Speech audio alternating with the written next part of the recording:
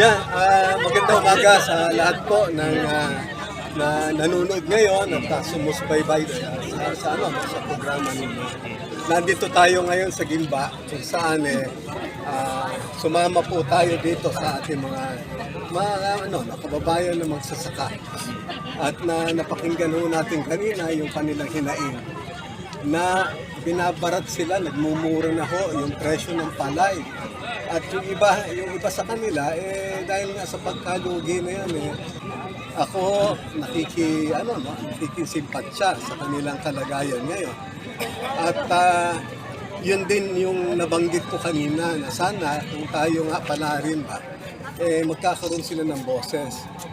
Dapat din hindi ganon kamura yung benta yung pagbili nila ng palay. Dapat dagdagan din nila kasi ang hirap kaya na ngayon, no? Lahat ng mga bilihin nga nagtataasan. Lalo na sa kanila na yung mga magsasaka natin kasama na rin sa mga tao na naghihirap din ngayon. So dapat talaga tignan nila ito. At isa pa na ipupush natin, dapat magkaroon din sila sana ng maganda na post-harvest facilities. Kasi kung titignan natin, nagkulang din yung ating gobyerno tungkol dito sa mga na to. So yan ang gagawin natin para naman matulungan sila.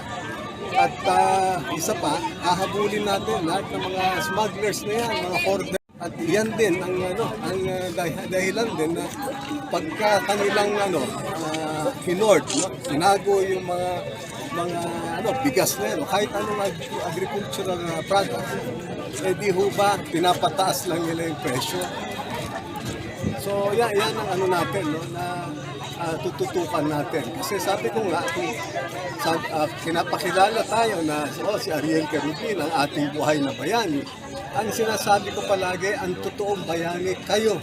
No? Kayo, mga magsasaka, taong bayan, ang tunay na mga bayani.